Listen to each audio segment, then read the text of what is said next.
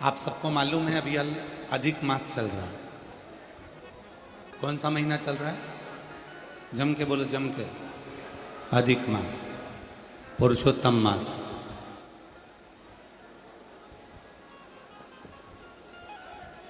आप सभी के स्मरण में होगा कि इस अधिक मास में 33 चीजों का दान दिया जाता है। किस किस को मालूम है? कितनी चीज देते हैं? मालपुए दान करेंगे तो 33, ठेहुआ दान करेंगे तो 33, पुआ दान करेंगे तो 33, 33। आवाज ही नहीं आ रही है उनके स्पीकरों में। 33 चीजों का दान दिया जाता है अधिक मास। कभी आपने किसी से पूछा कि ये 33 चीजें ही दान क्यों करी जाती है? 33 मालपुआ का दान ही क्यों करा जाता है? 33 वस्तुओं का ही दान क्यों किया जाता है? अगर आप किसी से पूछेंगे तो कोई आपको बताएगा कि 33 मालपुए का दान, पुए का दान, ठेहुए का दान इसलिए करते हैं कि 30 दिन के तो 30 पुए दान किए जाते हैं।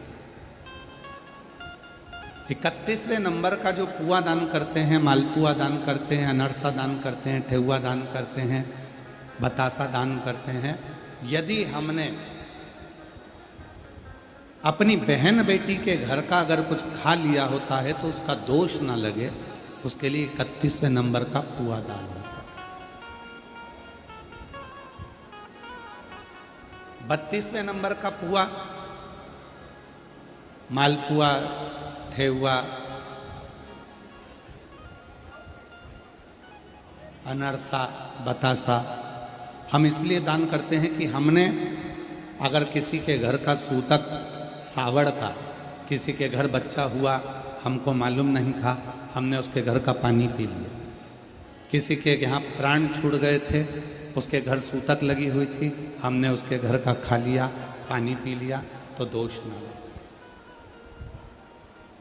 ये 32वें नंबर का जो पुआ होता है, ये हमें उस सूतक सावड़ के अन्न का भाग या जल का भाग हमने जो ग्रहण करा होता है उससे मुक्त कर देते। और 33वें नंबर का पुआ हम इसलिए दान करते हैं अधिक मास में।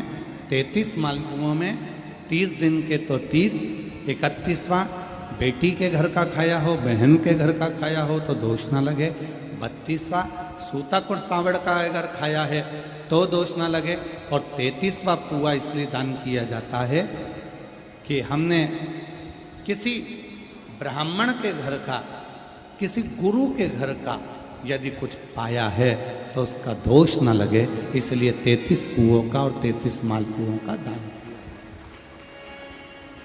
33 पुओं का दान। शिव तत्व कहता है, भगवान शंकर की परम पवित्र कथा कहती है, शिवपुराण कहती है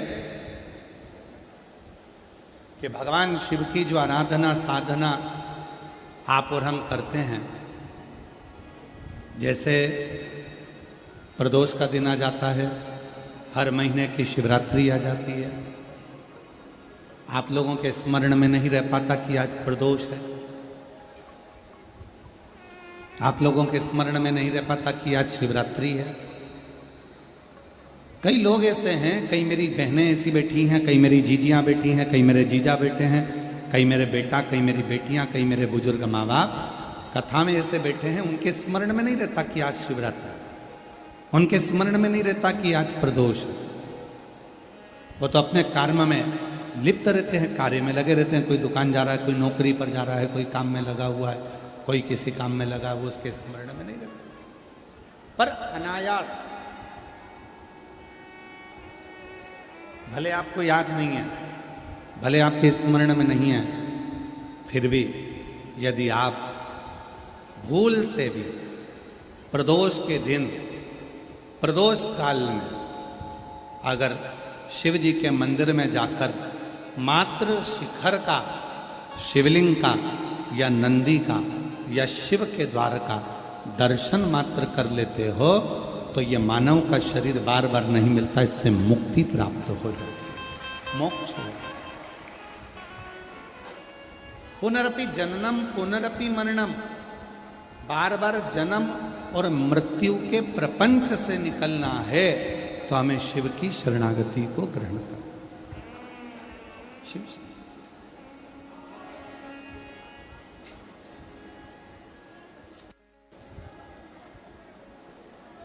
और देख लिया संसार हमने, देख लिया सब मतलब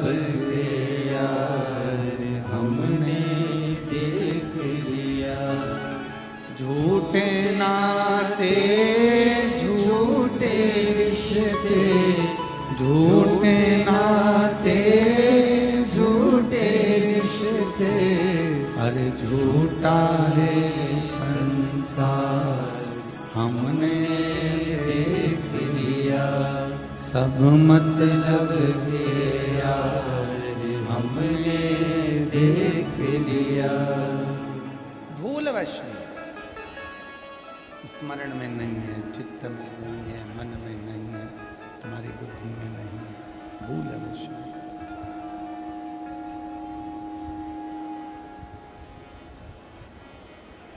यदि प्रदोष का दिन पड़ गया, यदि शिवरात्रि का दिन पड़ गया, भूलवश, शिवपुराण कहती है जिस दिन आपको लगने लगे कि मेरे जीवन में बहुत ज्यादा कष्ट चल रहा है, उस दिन अपने ही घर में मट्टी के शिवलिंग का निर्माण करो, पार्थिव शिवलिंग।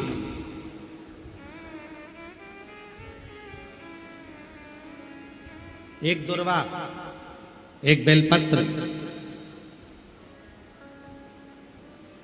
एक दुर्वा, एक बेलपत्र, एक कनेर का पुष्प जल चढ़ाने के बाद उसी पार्थिव शिवलिंग पर समर्पित करो।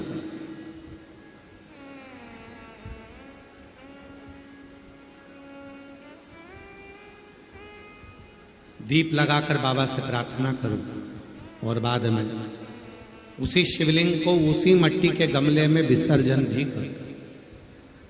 उसी गमले में उसका विसर्जन करो, उसी गमले में उसका विसर्जन करो।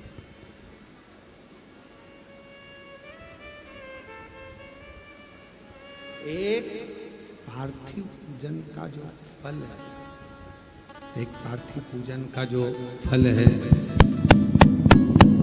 एक पार्थिव पूजन का जो फल है, वह सहस्त्र हजारों लाखों शिवलिंग के पूजन के बराबर फल प्राप्त हो जाता है। एक पार्थिव पूजन का जो फल है,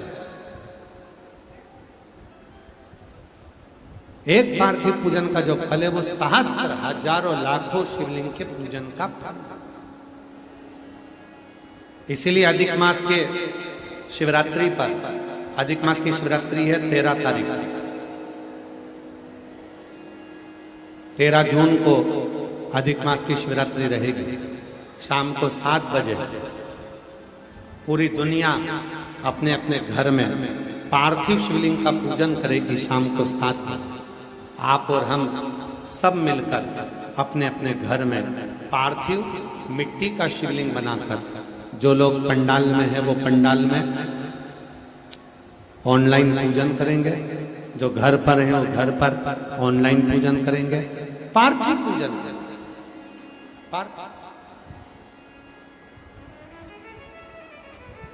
सहस्त्र हजारों लाखों शिवलिंग का फल प्राप्त।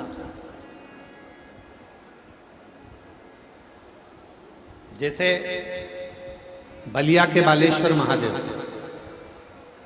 बालेश्वर महादेव, ये शिवलिंग भी पहले बालू रेत का बना था, फिर भगवान शंकर की ऐसी कृपा हुई कि भगवान शंकर ने उस बालू के शिवलिंग को ही पाषाण का शिवलिंग कर दिया। इसलिए बालेश्वर महादेव पर भी जब हम जल चढ़ाते हैं तो सहस्त्र शिवलिंग के जल चढ़ाने का फल मिल जाता है। उसी तरह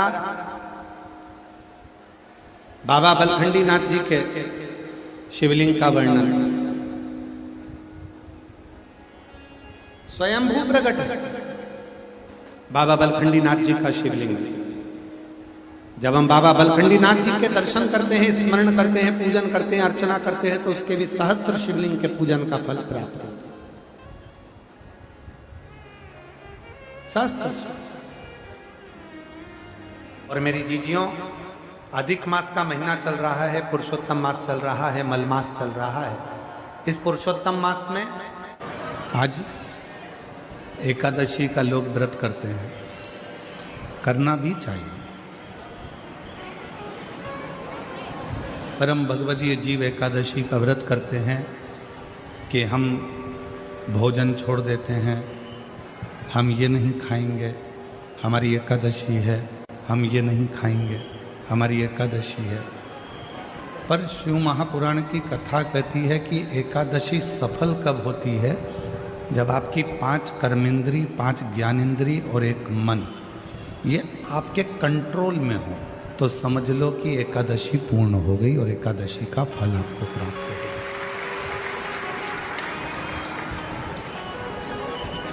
अब हमारी इंद्रियां हमारे कंट्रोल में नहीं है। नेत्र गलत देख रहे हैं, जिह्वा गलत बोल रही है, कान गलत सुन रहे हैं, श्रवण शक्ति गलत जगह जा रही है, नेत्र गलत जगह जा रहे हैं, जिह्वा गलत बोल रही है। जब ये हमारी इंद्रियां हमारे कंट्रोल में नहीं होंगी, जब ये हमारी इंद्रियां हमारे संयम में नहीं होंगी, तो हम कितना भी व्रत कर लें, हम कितना भी उपवास कर लें, हम चाहे कितने भी भूखे रह लें, तो भी उस व्रत का फल नहीं मिलेगा।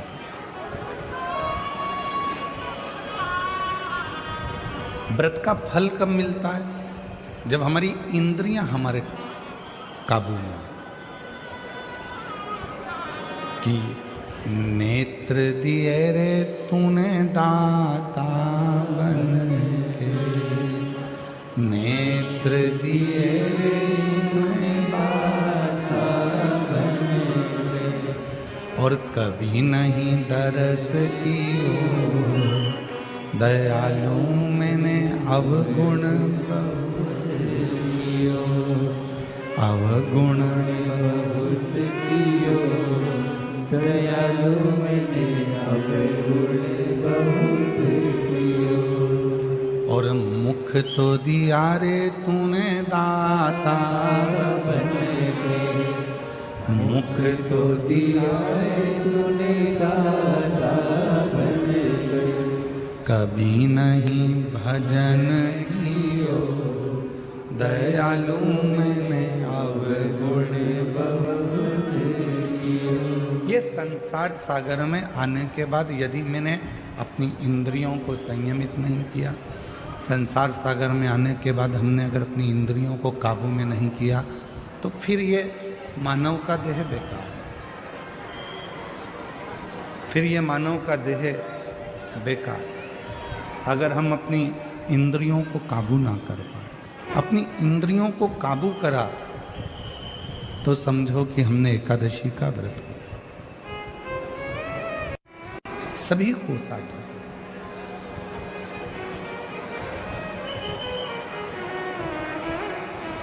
भक्ति